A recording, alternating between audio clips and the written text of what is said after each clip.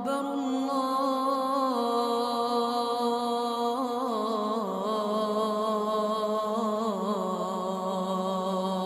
أكبر. Assalamu alaikum wa rahmatullahi wa barakatuh. My name is Hadia bin Shifan, and today I'm going to present to you Surah Al-Qalam, the pen. أعوذ بالله من الشيطان الرجيم. بسم الله الرحمن الرحيم. نون والقلم وما يسطرون. ما أنت بنعمة ربك بمجنون. وإن لك لأجرا غير ممنون. وإنك لعلى خلق عظيم. فستبصر ويبصرون بأيكم المفتون. إن ربك هو أعلم بمن ضل عن سبيله وهو أعلم بالمهتدين. فلا تطع المكذبين. ودوا لو تدهن فيدهنون. ولا تطع كل حلاف مهين هماز مشاء بنميم مناع للخير معتد أثيم عتل بعد ذلك زنيم أن كان ذا مال وبنين. إذا تتلى عليه آياتنا قال أساطير الأولين. سنسمه على الخرطوم. إنا بلوناهم كما بلونا أصحاب الجنة إذ أقسموا ليصرمنها مصبحين ولا يستثنون. فطاف عليها طائف من ربك وهم نائمون فأصبحت كالصريم. فتنادوا مصبحين أن اغدوا على حرثكم إن كنتم صارمين. فانطلقوا وهم يتخافتون ألا يدخلنها اليوم عليكم مسكين. وغدوا على حرد قادرين. فلما رأوها قالوا إنا لضالون بل نحن محرومون. قال أوسطهم ألم أقل لكم لولا تسبحون. قالوا سبحان ربنا إنا كنا ظالمين. فأقبل بعضهم على بعض يتلاومون قالوا يا ويلنا إنا كنا طاغين. عسى ربنا أن يبدلنا خيرا منها إنا إلى ربنا راغبون. كذلك العذاب ولعذاب الآخرة أكبر لو كانوا يعلمون. إن للمتقين عند ربهم جنات النعيم. أفنجعل المسلمين كالمجرمين. ما لكم كيف تحكمون. أم لكم كتاب فيه تدرسون. إن لكم فيه لما تخيرون. أم لكم أيمان علينا بالغة إلى يوم القيامة. إن لكم لما تحكمون. سلهم أيهم بذلك زعيم. أم لهم شركاء فليأتوا بشركائهم إن كانوا صادقين. يوم يكشف عن ساق ويدعون إلى السجود فلا يستطيعون. خاشعة أبصارهم ترهقهم ذلة وقد كانوا يدعون إلى السجود وهم سالمون. فذرني ومن يكذب بهذا الحديث سنستدرجهم من حيث لا يعلمون وأملي لهم إن كيدي متين. أم تسألهم أجرا فهم من مغرم مثقلون. أم عندهم الغيب فهم يكتبون. فاصبر لحكم ربك ولا تكن كصاحب الحوت إذ نادى وهو مذموم لولا أن تداركه نعمة من ربه لنبذ بالعراء وهو مذموم فاجتباه ربه فجعله من الصالحين وإن يكاد الذين كفروا ليزلقونك بأبصارهم لما سمعوا الذكر ويقولون إنه لمجنون وما هو إلا ذكر للعالمين. Introduction. In Surah Al-Qalam, there are 4 parts. Allah subhanahu wa ta'ala consoling the Prophet Muhammad sallallahu alaihi wasallam. Allah subhanahu wa ta'ala talking about the Quraysh leader.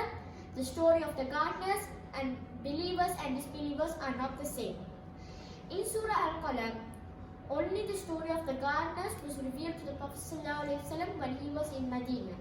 The rest of the parts were revealed to him when he was in Mecca. This surah talks about the disbelievers of Mecca who wanted to bribe, buy off, or silence Prophet ﷺ through family pressure. They wanted him to stop calling out for one God.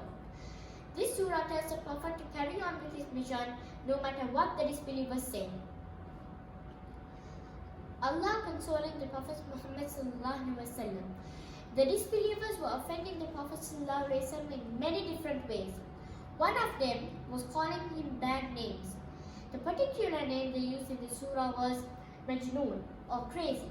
But Allah consoled the Prophet through the Quran saying, Noon, by the pen and what the angels write, by your Lord's grace, you are not crazy. On the contrary, you are going to have the most unfailing reward. So with Allah using these words, the Prophet felt better. Lessons learned from this section. Angels write down everything we do and say. The Prophet knows what he is doing, as he is told he is not crazy from the Quran. The disbelievers tried to come up with plots to put the Prophet down, but always failed. Disbelievers nowadays should remember that many before them failed, and if they do not take the straight path before it is too late, they will be doomed. Allah always speaks the truth, as we all know what a great character the Prophet ﷺ was. Allah is the best companion for everyone, as he consoled the Prophet in a very good way. Allah talking about a Quraysh leader. One of the Prophet's most violent enemies was Walid ibn Mughira. He asked the Prophet to be lenient with his religion, and Walid ibn Mughira will tell Quraysh to be lenient with his religion. Allah told the Prophet what to answer. Don't follow the suggestions of a bad man who is eager to make promises. Allah then describes Walid ibn Mughira as a slanderer and a backbiter. Walid ibn Mughira was very rich. He had 4 sons and he was a leader of Quraysh. After the Prophet ﷺ started teaching Islam to Mecca, he was one of the many who died before accepting. Overall, he was a disbeliever and he also opposed the Prophet ﷺ. And Allah says this about him. Just because he has wealth and sons, when our revelations are revealed to him, he says, these are just ancient fables. We shall brand him on the snout. Lessons learned from this section. One of the Prophet's most violent enemy was Walid ibn Mughira, and we should make sure that we are not like him. We cannot hide anything from Allah, as He created us and knows all about us. The Quraysh leaders could not do anything to the Prophet with Allah by his side, as Allah supports those who call out for Him, and we have nothing to fear. Wealth and sons has nothing to do with your standing with Allah.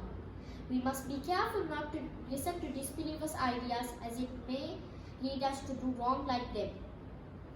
All that Walid ibn Mughira did was wrong, as he was an enemy of Allah. That is why he was unpraised in the Quran, and we should always earn Allah's happiness instead of earning His anger. The story of the gardeners. This was the only part of Surah Al-Qalam that was revealed to the Prophet in Medina. There was once a very righteous man who was blessed by Allah with a very big garden. He used to take some of his crop and leave the rest for the poor.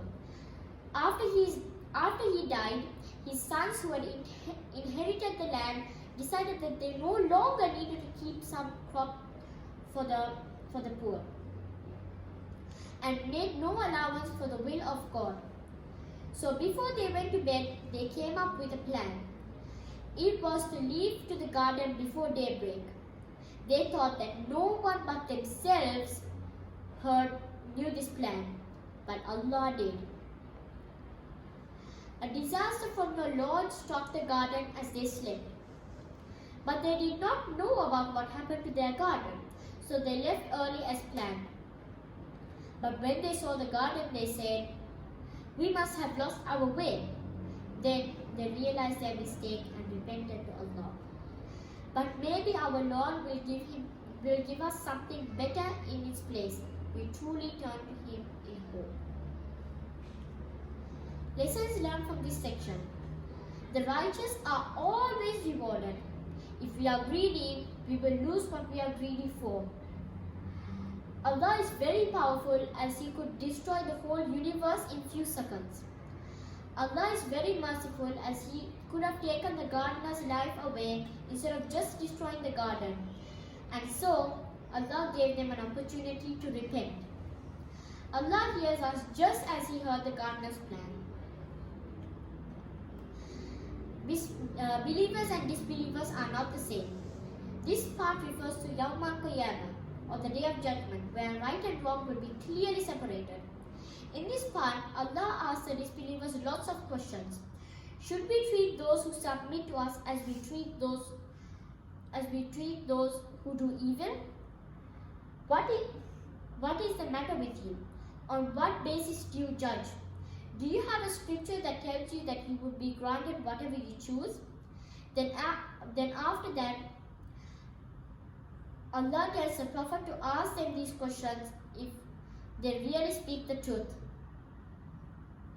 After that, Allah starts challenging the disbelievers to produce their partners with Allah and tells the Prophet ﷺ to be patient. Allah gives the example of Prophet Yunus ﷺ. Prophet Yunus ﷺ became impatient with his people and left in a boat.